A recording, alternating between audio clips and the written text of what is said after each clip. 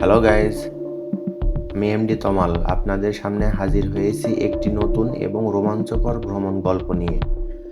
আমাদের যাত্রাপথকে আরও উপভোগ্য করতে এবং সুন্দর স্মৃতির ঝুলি ভরতে আমি এখানে আছি। চলুন আমাদের এই যাত্রার আমরা একসাথে নতুন কিছু আবিষ্কার করি এবং প্রাকৃতিক সৌন্দর্যের মাঝে হারিয়ে যাই। সবাই প্রস্তুত তো? স্লিপার বাস হলো এমন একটি বিশেষ ধরনের বাস যেখানে যাত্রীরা আরাম করে শুয়ে শুয়ে যাত্রা করতে পারেন। সাধারণত দূরপাল্লার ভ্রমণের জন্য স্লিপার বাসের ব্যবস্থা রাখা হয় যাতে যাত্রীরা রাতের ভ্রমণে বিশ্রাম নিতে পারেন এবং গন্তব্যে পৌঁছে পরিপূর্ণ শক্তি নিয়ে দিন শুরু করতে পারে। স্লিপার বাসের ভেতরে দুটি ধরনের বার্থ থাকে, সিঙ্গেল এবং ডাবল বার্থ। প্রতিটি বার্থে আলাদা বালিশ ও চাদর এবং আমাদের স্লিপার বাসে ব্যক্তিগত পর্দা থাকে যাতে যাত্রীরা কিছুটা ব্যক্তিগত গোপনীয়তা বজায় রাখতে পারেন। এছাড়াও বেশ কিছু আধুনিক sleeper bus wifi, phone charging point এবং রিডিং লাইটের সুবিধা থাকে। দূরপাল্লার ভ্রমণের ক্ষেত্রে স্লিপার বাসের জনপ্রিয়তা ক্রমশ বাড়ছে কারণ এটি বিমান বা ট্রেনের তুলনায় অপেক্ষাকৃত সাশ্রয়ী এবং যাত্রীরা রাতে বিশ্রামের পাশাপাশি দূরত্ব পাড়ি দিতে পারেন।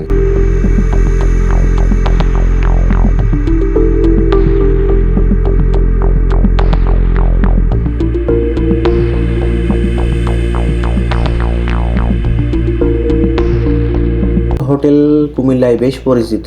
এখানে বাস যাত্রায় অনেক পরিবহন কোম্পানি সেখানে যাত্রা বিরতি দেয়। খাবারের মান নিয়ে সাধারণত ভালো প্রশংসা শোনা যায়, তবে বিরতি সংক্ষিপ্ত হওয়ার কারণে দ্রুত খাবার পরিবেশনের ব্যবস্থা রয়েছে। নূরমহল হোটেলে খাবার আগে দাম জেনে নেওয়া অবশ্যই গুরুত্বপূর্ণ। আমাদের প্রচণ্ড ক্ষুধা লাগার কারণে আমরা অর্ডার করেছিলাম ভুনা খিচুড়ি ও মুরগির মাংস, পর্যাপ্ত পরিমাণ সালাদ ও জলপাইয়ের আচার। এই খাবারের মূল্য 420 টাকা। আমার কাছে ওভার প্রাইস মনে হয়েছে। এখন দাম বেশি হলেও খেতে হবে কারণ এখনো অনেক পথ পাড়ি দিতে হবে।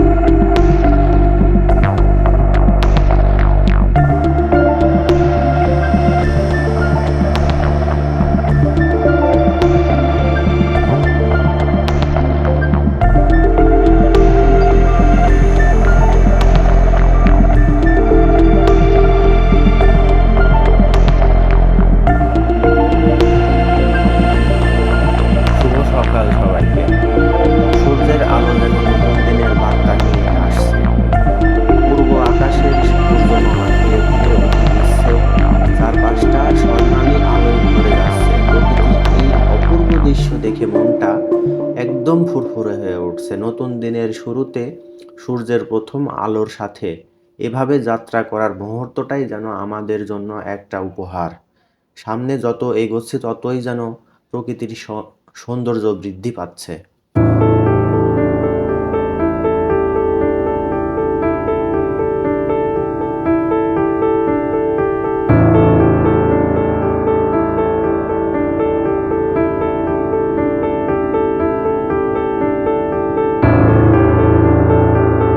আমরা যেহেতু 4 জন আসছি, ডাবল বেডের একটি রুম। এই রুমের ভাড়া মাত্র 2000 টাকা। তো বারান্দার লবিটা দেখা যাক কেমন। বারান্দার দরজা খুলতেই কি এক অপূর্ব দৃশ্য, যা মন জুড়িয়ে গেল। মনে হচ্ছে আমার কাছে পয়সা উসুল। রুম থেকে ফ্রেশ হয়ে বের হলাম চাঁদের গাড়ি খোঁজার উদ্দেশ্যে। আজকে চাঁদের গাড়ির নামকরণ নিয়ে কিছু গল্প বলবো। যেমন চাঁদের দুর্গম ও খাড়া ভূখণ্ডের কারণে চাঁদের রোভারগুলোকে অনেক সময় পাহাড়ের চাঁদের গাড়ি বলা হয়। চাঁদের পৃষ্ঠে বিভিন্ন পাহাড়, উঁচু নিচু এলাকা এবং অসমতল স্থান রয়েছে যা পৃথিবীর পাহাড়ি অঞ্চলের মতোই চ্যালেঞ্জিং। চাঁদের এই রোভারগুলোকে বিশেষভাবে তৈরি যাতে সেগুলো খাড়া ঢাল বেয়ে উঠতে পারে এবং অসমতল পৃষ্ঠ চলাচল করতে সক্ষম হয়। পাহাড়ে চাঁদের গাড়ি নামটি মূলত তাদের এই বৈশিষ্ট্য এবং অভিযান পরিচালনার জটিলতার কারণে দেওয়া হয়েছে, যা চাঁদের পাহাড়ি ভূখণ্ডের চলাচলে দক্ষ।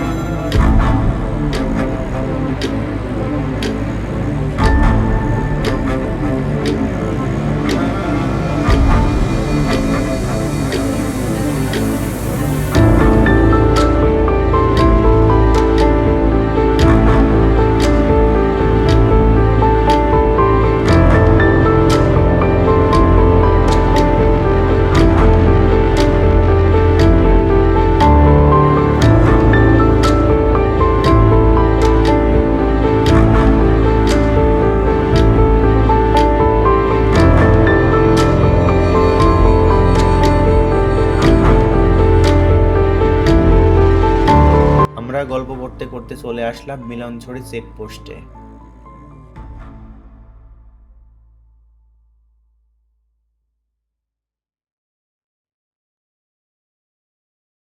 ও যে দূর থেকে দেখা যাচ্ছে সাঙ্গু নদী, যেন এক শান্ত নীল স্রোতধারা।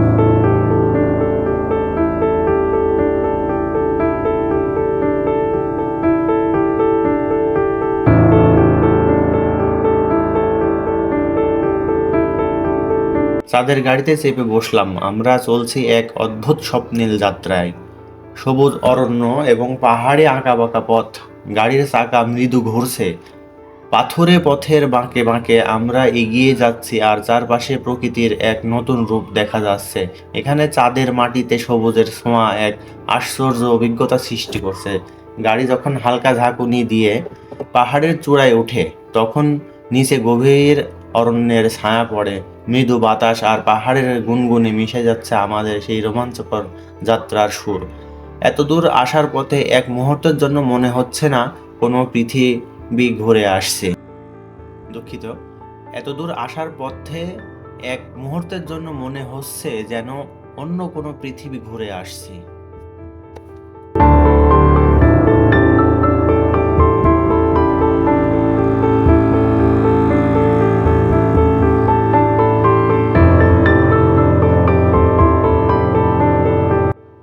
কিছুদূর যেতেই আবার বাঁধলো চিম্বুক ভিউ পয়েন্ট। চলুন ভেতরে প্রবেশ করা যাক। তো প্রবেশের মূল্য মাত্র 20 টাকা প্রতিজন।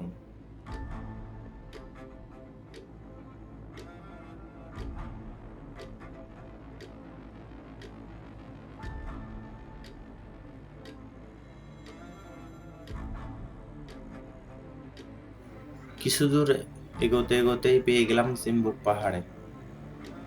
এটি বান্দরবান জেলার অন্যতম সুন্দর একটি জনপ্রিয় পর্যটন স্থান। চিম্বুক পাহাড়ের বাংলাদেশের দার্জিলিং বলা হয়, কারণ এখানে থেকে চারপাশের মনোমুগ্ধকর পাহাড় দৃশ্য দেখা যায়। পাহাড়ের উচ্চতা প্রায় 2500 ফুট এবং স্পষ্ট দিনে এখান থেকে বঙ্গোপসাগর দেখা যায়, অনেকেই বলে আর কি। এখানে সড়ক পথে যাওয়ার সময় বাঁকানো রাস্তা, সবুজ বনানী এবং স্থানীয় উপজাতিদের জীবনযাত্রা পর্যবেক্ষণ করার সুযোগ পাওয়া যায়, যা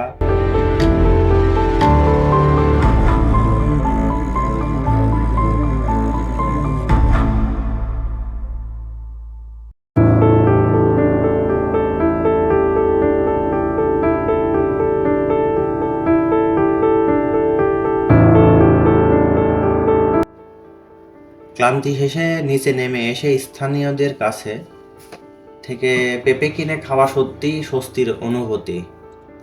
কারণ স্থানীয় বাজারে সাধারণত অনেক সস্তা মেলে। পেঁপে খাওয়ার পর শরীরও আবার চাঙা হয়ে উঠবে এবং ক্লান্তি কেটে যাবে। পাহাড়ি অঞ্চলের ফলমূল স্বাদে অনেকটাই আলাদা হয়, তাই এখানকার পেঁপের স্বাদও বিশেষ কিছু হতে পারে। আশা করি আপনি উপভোগ করছেন। আমাদের এই পেঁপে কেজি অনুযায়ী আমরা নিয়েছিলাম 50 টাকা কেজি। ওজন যা হয়, টোটালটার ওজন 90 টাকা আসে। চলে এলাম নীলগিরি। এখানে প্রবেশের জন্য টিকিটের মূল্য মাত্র 100 টাকা এবং পার্কিংয়েও সুব্যবস্থা রয়েছে। এই সুন্দর পাহাড়ি এলাকা সত্যি প্রশান্তি এবং প্রাকৃতিক সৌন্দর্যপূর্ণ। পার্কিং সুবিধা থাকলে গাড়ি রেখে নিশ্চিন্তে পথ চলা সম্ভব, আর এতে যাত্রা আরও আরামদায়ক হয়ে ওঠে। নীলগিরির সবুজ পাহাড়, মেঘে ঢাকা দৃশ্য এবং ঠান্ডা বাতাস একেবারে অন্যরকম অনুভূতি এনে দেয়। এখানকার পরিবেশ উপভোগ করতে আপনি সত্যি চমৎকার একটি অভিজ্ঞতা লাভ করতে পারবেন যদি আসেন। তো চলুন ভেতরে যাওয়া যাক।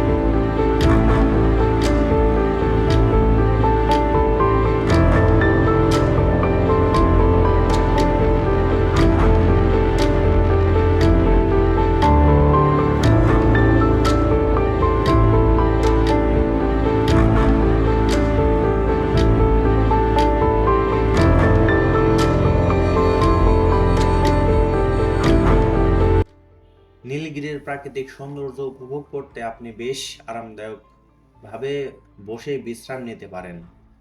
এখানে সাধারণত বেঞ্চ, কাঠের চেয়ার বা কিছু খোলা স্পেস থাকে যেখানে আপনি বসে কিছুটা সময় কাটাতে পারেন। পাহাড়ের শান্ত পরিবেশে বসে থাকা, চারপাশের দৃশ্য উপভোগ করা এবং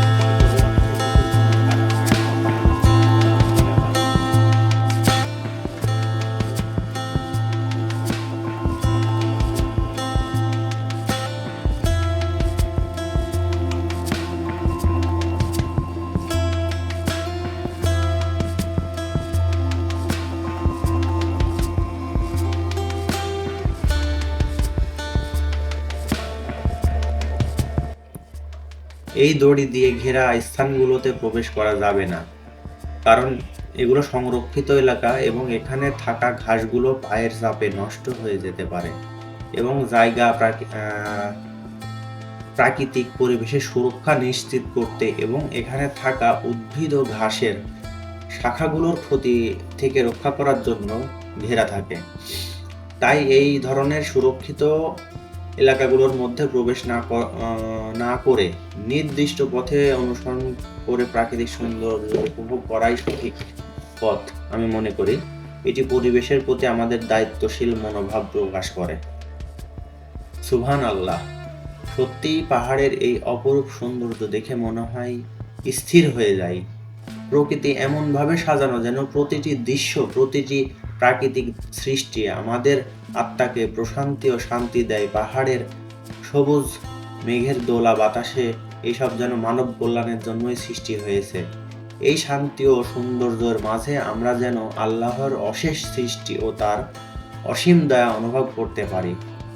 প্রকৃতির এই অপূর্ব দৃশ্য আমাদের হৃদয়কে প্রশান্ত করে দেয় এবং আমাদের জীবনের উদ্দেশ্য স্মরণ করিয়ে দেয়। ওই দূরে দেখা যাচ্ছে হেলিপ্যাড, চলুন সেদিকে যাওয়া যাক। এই পথ চলা প্রাকৃতিক সৌন্দর্য উপভোগ করতেই পারবো, আর গল্প করতে করতে আরো মজা হবে। আমাদের শীর্ষ থেকে চারপাশের দৃশ্য দেখতে আসলেই একটা অসাধারণ অভিজ্ঞতা হবে। হেলিপ্যাডের কাছে পৌঁছালে হয়তো কিছু সময় দাঁড়িয়ে ছবি তুলতে পারবো আর আপনার সাথে কিছু স্মৃতি ভাগাভাগি করব। চলুন এই যাত্রাটা একটু উপভোগ করার চেষ্টা করি।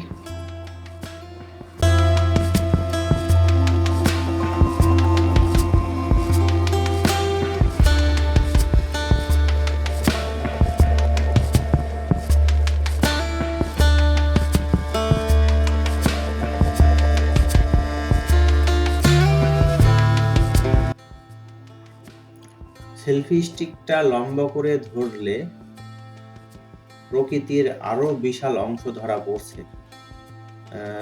ছবি তোলার জন্য খুবই উপকারী একটি, আপনাকে বৃহত্তর দৃশ্য ও প্রাকৃতিক সৌন্দর্যকে আরো ভালোভাবে ক্যাপচার করতে সাহায্য করছে। এমনকি পাহাড়ি এলাকার বিশালতা পরিবেশকে সেলফি স্টিকের মাধ্যমে সহজেই ধরতে পারবো, যা আপনার স্মৃতির বইয়ে সুন্দর একটি স্থান দখল রাখবে আশা করি।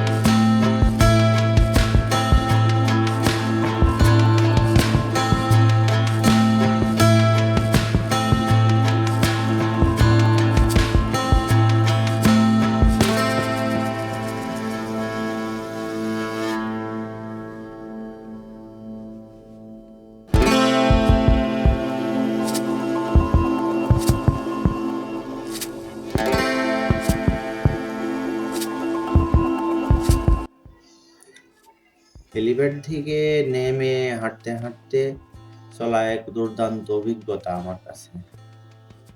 পাহাড়ের শান্ত পরিবেশে হাঁটতে হাঁটতে চারপাশের সৌন্দর্য আরো ভালোভাবে অনুভব করা যায়। এই পথটা যেন এক ধরনের মায়াজাল, যেখানে প্রাকৃতিক দৃশ্য, শীতল বাতাস আর শান্ত পরিবেশ একে অপরকে পূর্ণতা দিচ্ছে। চলুন আমাদের যাত্রাটা উপভোগ করি আর গল্প করতে করতে আরো একসাথে হয়ে চলি। ক্যামেরায় অনেক সময় ঢালু পথ বোঝা যায় না, প্রকৃত ঝুঁকি বা খাঁজগুলো স্পষ্টভাবে ধরা পড়ে না। ক্যামেরা অনেক সময় দৃশ্যকে কিছুটা সমতল বা কম চ্যালেঞ্জিং দেখায়।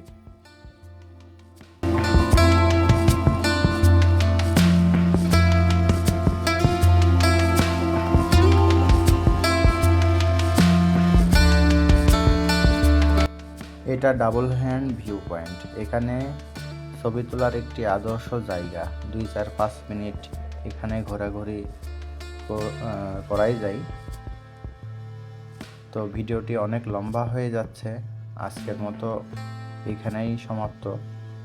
পরবর্তী ভিডিও নিয়ে আসবো ইনশাল্লাহ।